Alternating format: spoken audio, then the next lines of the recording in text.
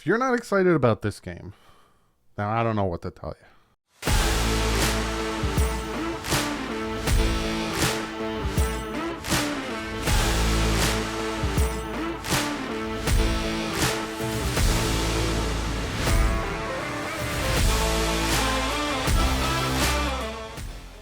What is up, Finn fans? Miami Dolphins taking on the Buffalo Bills. Round one of the season. This game is set to be hopefully competitive. Hopefully, the Dolphins win. But I'll get to all that good stuff. Real quick, I do have to shout out a new patron in James Blackwell. Thank you so much, brother, for joining the Patreon. And I have to shout out some new members in Rick Stenson, Jordan Honeycutt, Pete Sherlock, and Josh. Thank you guys so much for becoming patrons and members. I promise you I'm going to start doing, I have to continue certain series on the Patreon, and I'm going to get you guys some special content on the membership side. And yes, there will be a studio tour. I promise you. I promise you there'll be a studio tour. But this week has been absolutely nuts. Miami Dolphins taking on the Buffalo Bills. 2-0 versus 2-0. The fight of the juggernauts. I don't know. I don't consider Miami juggernaut right now. I don't even consider the Buffalo Bills juggernaut. I said that on Twitter. Bills fans got all in their feelings. You can tell it's this how important this game is, not only to Dolphin fans but to Bill fans, because Bill fans are getting a little spicy, getting a little snippy, getting all up in their feelings. Not only on Twitter, some in the comment section, some in DMs, getting a little in their feelings because this is a very important game for both teams. But before we jump into all the good stuff, the injury reports, I'm going to add up matchups. I was like, why haven't I been doing that from the beginning? 5 things, and then my prediction. Dan Mitchell, I got him on the channel. You all know Dan from the AFC East Roundtable. Well, me and him have been friends long before the AFC East Roundtable. Fun fact, if you go back, I had him, I had Patriot Global, and I had Jet Central. I did my own AFC East Roundtable. Very long time ago. But yes, go check out AFC East Roundtable. They got their own channel now. Subscribe over there. But without further ado, let's see what Dan Mitchell had to say about this very, very important Miami Dolphins taking on the Buffalo Bills. Every year Miami faces Buffalo, you know I got to get Dan on here. Dan's my man. Me and Dan don't have the animosity that Dan and TD have. I feel like our friendship's a little bit different than yours and TD's. Dan, Definitely. How you doing, bud? It's been a minute. Yeah. Hey, man, I think I was actually just telling you off stream that as far as the Bills season has been going so far this year, I'm pumped about it. But the battered Bills fan, like back when I was a child, is still there being like, when is it all going to implode in front of my face? Sort of situation. But I mean, other than that, man, things are good on my end. Well, let's talk about that. Let's talk about the Buffalo Bills. They are undoubtedly right now going into week 3, the number 1 team in the NFL. Not even the AFC, the NFL. Yeah. What is your thoughts? Like me personally, I think you guys, like I said, number 1. I'm not ready to stamp you guys as that juggernaut that everyone else is. Just because of the Rams and the Titans, I don't think they're as good, even though you guys completely destroyed them. What's your thoughts on that? Do you still think that the Bills need to face that competition to stamp the juggernaut on you guys? Or like, what's your thoughts on the first 2 games? Yeah. So, I mean, first off, it's certainly something to be proud of, right? I mean, first off, when you hold the current Super Bowl champions to like a mere 7 points, and then when you go up and then you face the Titans, who were the former number 1 seed in the AFC, that's certainly something that like you need to be proud of. But the thing is, from my perspective, is that those 2 teams, just like you said, are entirely different from who they are last year. I still think that they're very competitive. Yeah. Not the Titans, but definitely the Rams. I still see them making a deep run right into the playoffs from the NFC side of things. But yeah, I mean, I think this week coming up is definitely going to be a measuring stick. I think that you guys have improved significantly with like just like your speed, like right on the outside, with Mike McDaniel as well, who I actually have the utmost respect for. I think that was a great hire once the whole fiasco happened with Flores. Yeah. And that game, and then the Ravens, and then obviously we have the Chiefs afterwards. So really seeing if we can replicate that. I really want to see what our defense can do. Like when we start getting to some of those high-powered offenses, like you guys, and then also the Chiefs coming up week 6. Talking about your defense, they seem to be a little banged up. Do you know who might be in, who might be out? Because I heard your safeties are kind of banged up. Yeah, most definitely. So Poyer, from what I understand, is a full go. Micah Okay. Hyde, he suffered a stinger. Oh, So we're thinking that McDermott in the front office are sort of trying to pull a Belichick and keeping it like super close to the vest and saying, "Oh, I don't know if he's going to play. I'm not sure." I'm pretty sure he was limited today in practice. So it's looking like both of the safeties are going to be out there. Um, However, Dane Jackson, obviously, with that super scary neck injury that happened yeah, on geez. Monday night, he's obviously not going to be out there. So we're gonna have to turn to Elam, who was like our first pick in the first round, Mhm. and then Benford, who surprisingly has seen a lot more snaps than Elam, and we got him in the fifth, sixth round Oh, this wow. year. So a lot of inexperience on the outside of the secondary, and then Jordan Phillips ended up going down. But the good thing is, which sort of makes me feel a bit more confident, is that Ed Oliver and Tim Settle will be back Okay. as well. So for the most part, I would say it's probably just going to be Phillips, and then it's going to be Dane Jackson that are for sure going to be out of the defensive side of the ball. Yeah, I tweeted out that there was a tweet that about your safeties, and I was getting a lot of Dolphin fans coming back saying, "I want the Bills 100%, no excuses, yada yada." Yeah. What's your thoughts on that? Like, do you feel the same as the Dolphins? Like, do you want 100% of the Dolphins? Oh So at yeah. the end of the day, there's no excuses. Yeah, exactly. I mean, I want you guys at full force. I don't want any key injuries. I want like all of your superstars to last the entire game from the moment that from the initial kickoff right until the clock hit zero in the fourth. Like, I really want it all because this is the game. And like, I mean, let's be honest with you. I feel like that our fan bases have certainly been exchanging some words over Oh social yeah, media. You know, like I oh mean, yeah. some healthy competition. It's nice, but I feel like that we certainly want to have like everybody at their best at this point. So 110%. What is your take on Miami? Like when the season started, there was a lot of hoopla and a lot of like high expectations because of the Yeah. people we added and Mike McDaniel. Now seeing the first 2 weeks, and again, it's only first 2 weeks. Has Yeah. your expectation of the Dolphins changed a little bit?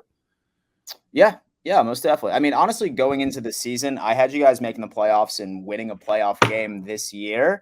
I mean, that happened the second that you ended up getting Tyreek Hill onto that Mm, team. I compared that to the move that brought Stephon Diggs over to Buffalo for Josh Allen. That is yeah, so big for a young quarterback to have a playmaker like that, and they're going to be able to take that initial step right then and there. I still think that the biggest question mark on this team is the consistency that Tua can put out there, 100%, right? 100%. Yeah. Because if you look at it, Mike McDaniel's offense is perfect for just about any type of quarterback out there, right? Because Yeah.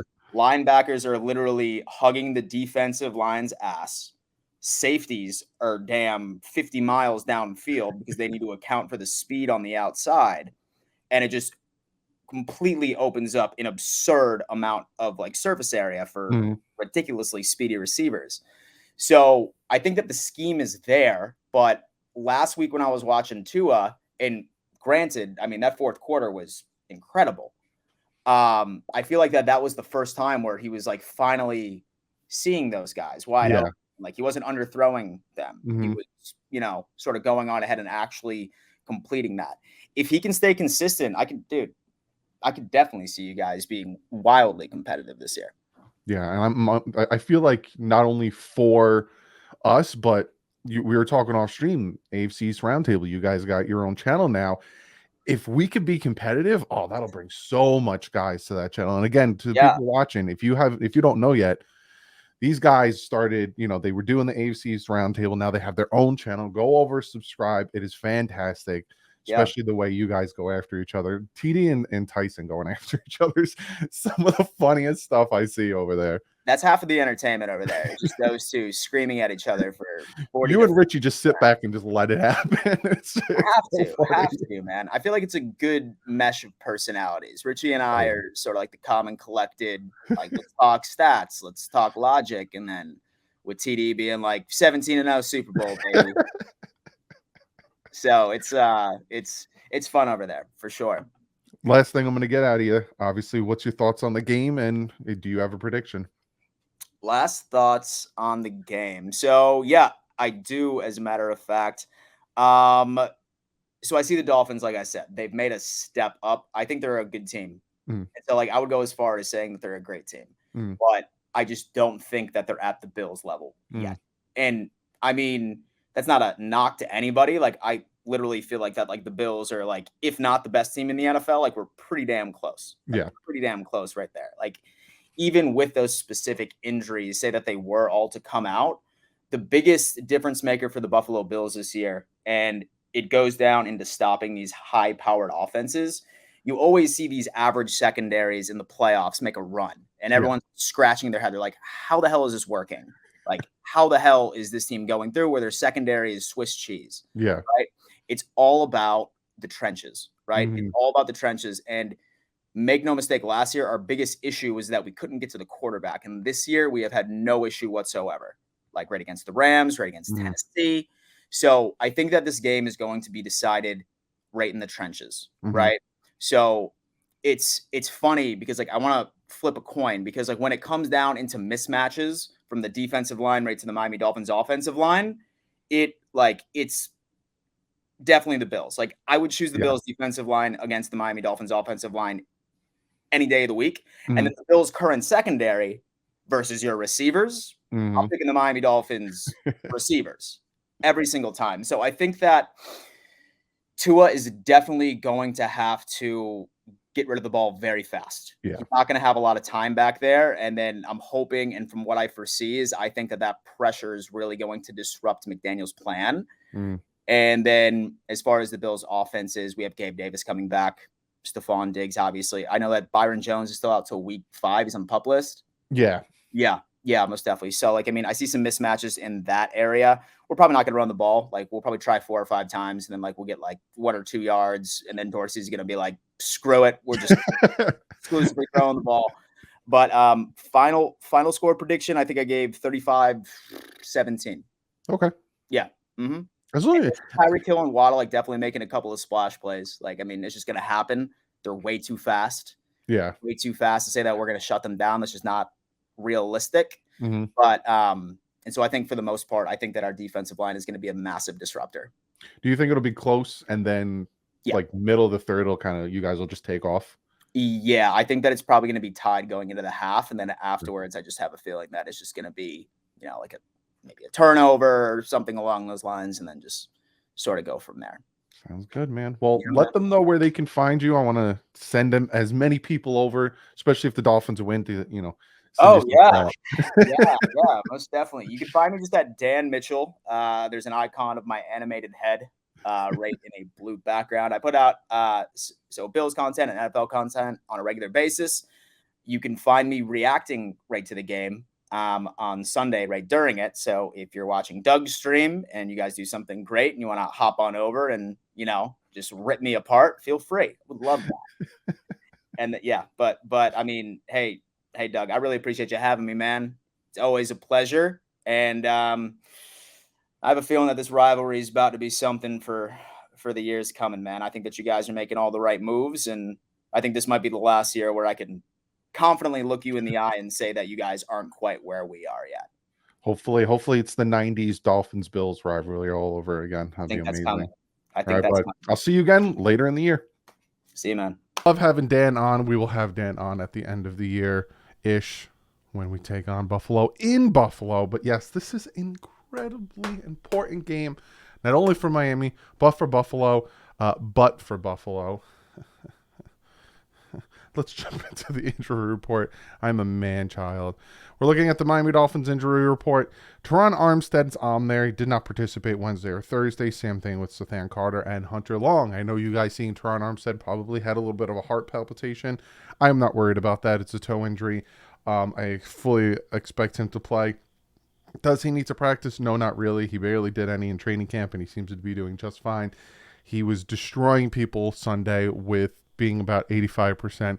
I do expect him to play, even though he did not participate the past 2 days. Again, you're seeing this on Friday. I'm recording on Thursday. I wouldn't be surprised if he practiced today and was limited. The limited, you got Raekwon Davis. He went from full to limited. You got Xavier Howard. He went from didn't participate to limited. You have Cedric Wilson Jr. limited to limited.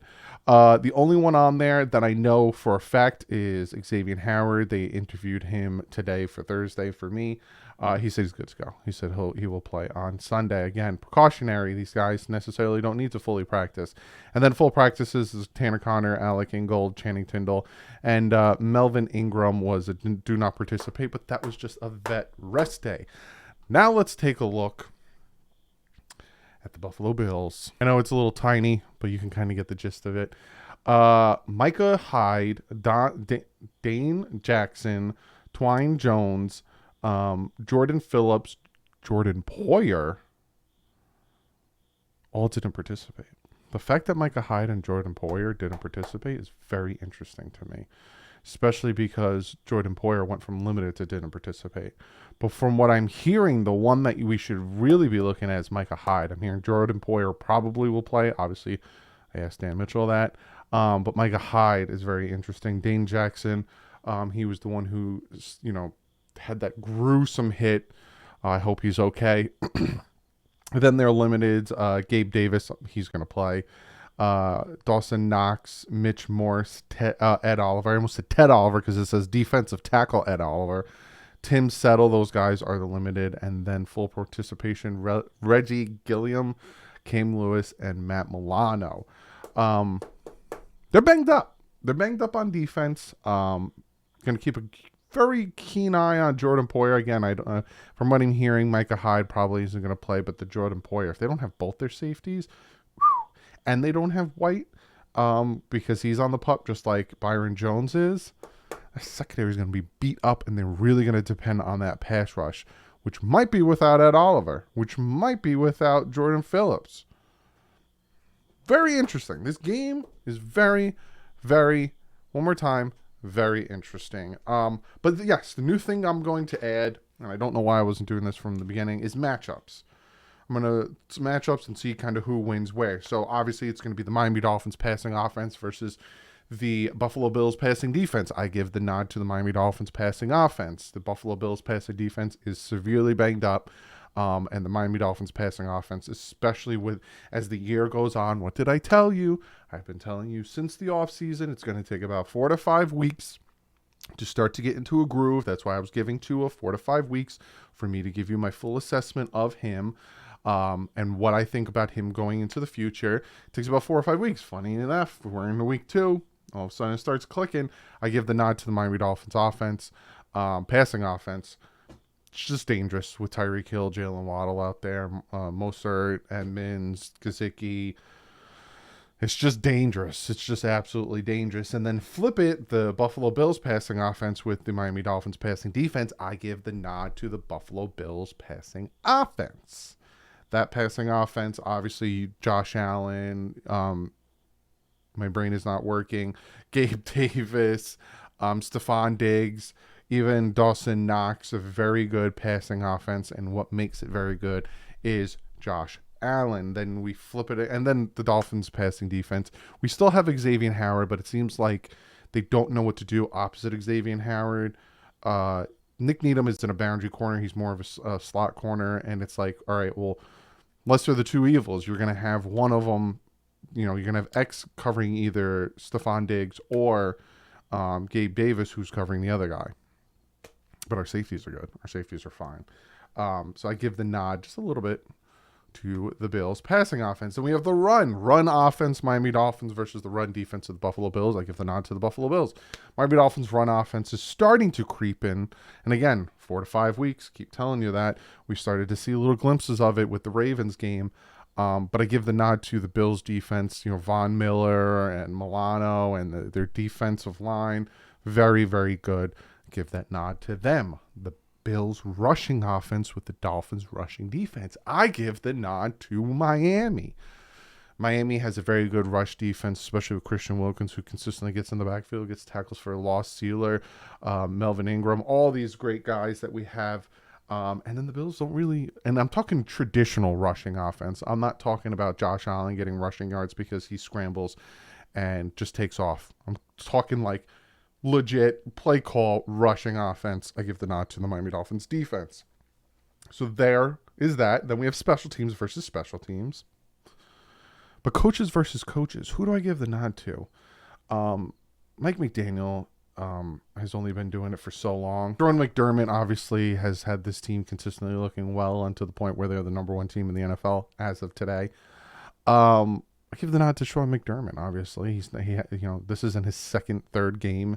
I don't know why third game. This is his third game into the season. So yeah, I give the nod to Sean McDermott. So I just wanted to start implementing that kind of matchup versus matchup. Now let's get to the 5 things that the Miami Dolphins have to do if they want to win this Buffalo Bills game. The number one thing, and it's obviously, and again, they're not in any specific order, it's just the number one on the list. Got to contain Josh Allen. You cannot let this man run all over town, just like I said with Lamar Jackson, but we did a horrible job at doing that with Lamar Jackson. We have to contain Josh Allen. We have to get pressure on him. We have to sack him. The Miami Dolphins haven't been doing a good job at just getting sacks off of the front four. I don't really think the Miami Dolphins have been doing a very good job of getting sacks at all. Was Lamar Jackson sacked at all last week? Nope. So the Miami Dolphins need to contain Josh Allen, get pressure on him. Don't let him get out of the pocket. Don't let him scramble. Don't let him get the extra yards he does. That is most important. I know I always say the list isn't from most important to least important, but to me that is the most important. Josh Allen can change a game by himself. We need to stop that. The other thing, number 2 thing, you got to protect Tua Tagovailoa. Tua did a fantastic job the second half of that Ravens game. An absolute fantastic job. Elite level quarterback play of the second half. Well, he's throwing a wide open guys. Watch the film. And if you keep telling me that he's throwing a wide open guys, you don't know what you're looking at. Take your eyes out, dip them in some NFL football knowledge water, put him back in and watch the film again. He obviously did throw to wide open guys, but not all the time. The man was throwing into quadruple coverage at one point. I pointed it out and even drew a nice little box into where he was throwing these passes. But he's been very good and getting very good at his pocket presence. If you saw from the first deep touchdown pass to Tyreek Hill, what was on Pat McAfee's show when Matt Hasselbeck showed him sliding to his right a little bit just to give him enough time to get the pass off. He's very smart. But again, we're facing a very good pass rush from the Buffalo Bills that are getting pressure with only sending 4. You have Von Miller over there. We have to protect Tua. We have to give him time to let these passes develop. I don't expect a lot of deep passes. I expect Buffalo to drop a lot of deep coverage. So give him enough time to make his assessment and get the ball out. The other thing, number 3 thing, stop the run. Now, I just said that the Buffalo Bills don't have that fantastic of a run game, but we need to continue to keep it that way. If we can force the Buffalo Bills to be one-dimensional, we kind of know what to expect. We kind of know how to defend it.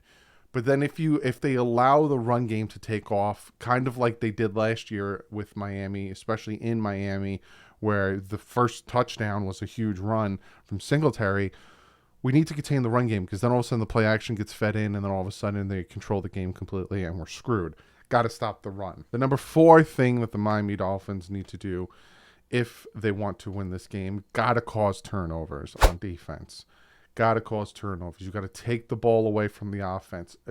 I'm expecting the Bills to move the ball. If you expect the Miami Dolphins to be this stagnant defense and limiting and only having Josh Allen do 3 and outs, I wish, but get your head out of the clouds. Got to cause some turnovers. Cause Josh Allen to throw interceptions. We've seen it. He does it. Against the Rams, he threw 2 in the first half. Against the Dolphins, he throws interceptions.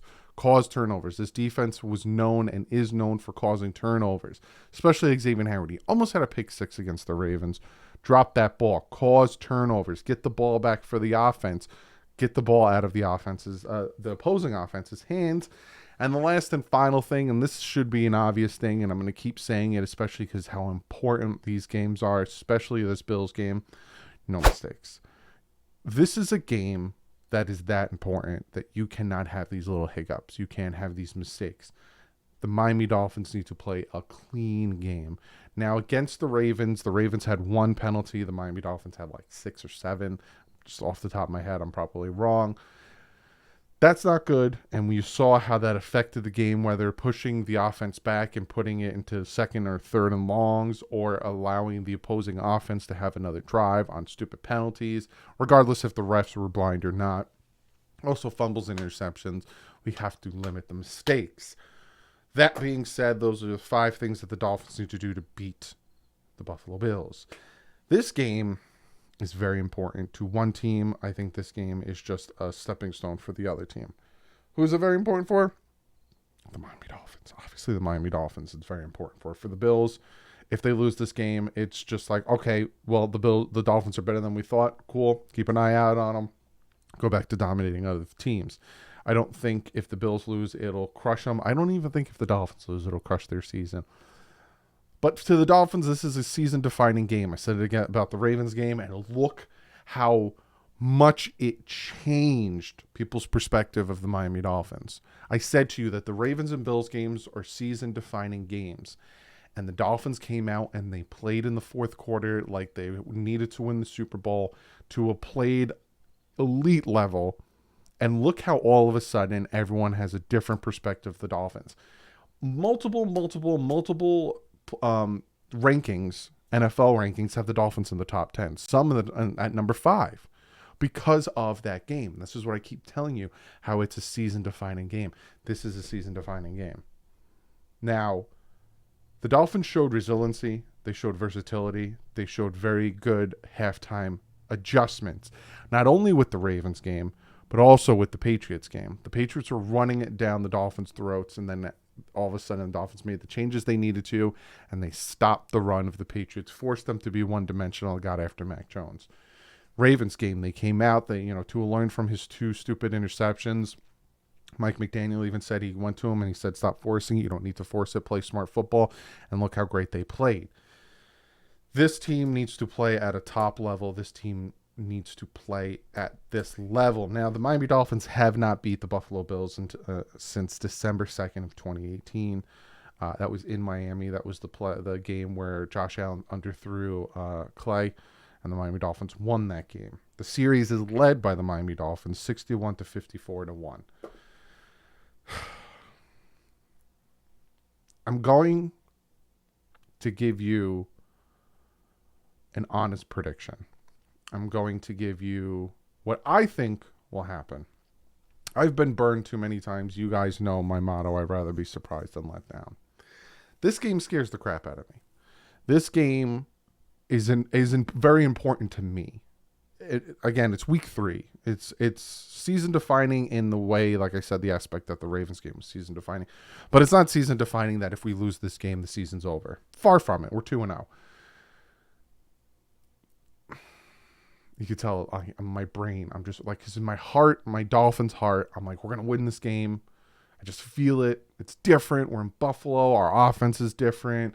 Look at what we did to the Ravens in the second half. But then my unbiased NFL knowledge brain says, we're probably going to lose this game, but I don't think like we used to, right? The past couple seasons, we've been getting destroyed by Buffalo. They have been completely owning both sides of the ball. We've been losing by double-digit points. I don't see that happening. So I honestly, this is so hard for me because I'm like torn. I'm torn between giving you guys an unbiased prediction and then also giving you a prediction that I want to happen. Obviously, I want the Miami Dolphins to win. I want them to win handedly. I want them to have the victory formation.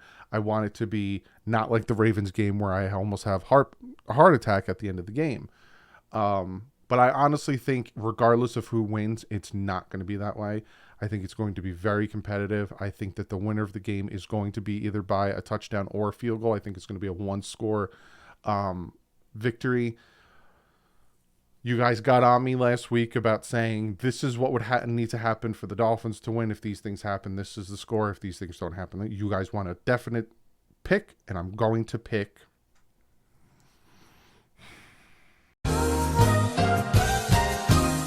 Gonna pick Buffalo.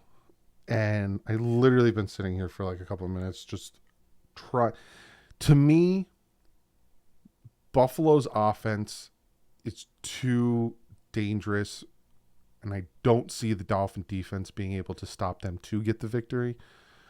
So I'm going to give that slight edge, I think 24-21, maybe even higher because I think both defenses are kind of banged up, but I think that the Bills offense is just, I think that they're ahead of the Miami Dolphins just enough where they're just out of grasp of this one. So unfortunately, I'm probably going to get a lot of flack from you guys in the comment section, but I'm going to give this one to Buffalo by 3. But again, I can easily see the Miami Dolphins pulling this one out. But you guys want a definite answer, and there's my definite answer. This game is so big. Jeez. If Miami pulls this off, they're top 5. They're definitely a top 5 team in the NFL, and it's going to be a huge competitive advantage to winning the AFC East. We went into this season looking at games saying, a lot of people wanted to say, oh, the Dolphins can barely do this, and you have the naysayers who think that they're not good enough, and yada yada, bing bang bing. This is the game. You win this game, and I don't care. I don't want to hear any excuses or anything. You win this game, you're going to shut a lot of people up. Now, there's the moral victories, which a lot of people don't want to hear, but they are there. Miami loses 24-21. Tua has 250, 300 passing yard game, 2 touchdowns, no interception. That's something to hang your hat on. That's something to show this team is competitive, and they held the Buffalo Bills, who completely destroyed the Titans, completely destroyed the Rams, to that many points, and Tua did that well. This Dolphin team is top notch. This Dolphin team is going to make the playoffs and get a deep run in there. So let's pray to God I'm wrong. I will eat all the crow I can. Please be wrong. I hope to God I'm wrong. And I hope to God the Dolphins shock the world. Let's go, Miami. Let's get this W. Let's shock the world. This game makes me so nervous. You have no idea. I'm going to be tossing and turning for the next day until we get ready for this Buffalo game. I will see you guys tomorrow. I am going to be reacting. You guys sent me 2 videos you guys wanted me to react to. One of them, the Rich Eisen one, I haven't watched yet. I have gotten sent so many times. So tomorrow, Saturday, I will make these. I'm going to put 2 reaction videos into one. And then Sunday, I'll see you guys 1 o'clock. Miami Dolphins taking on the Buffalo Bills. Oh, please win. Oh my God, I'm going to do a backflip if the Dolphins beat the Buffalo Bills. I love you guys. But like usual, stay classy. And fins up.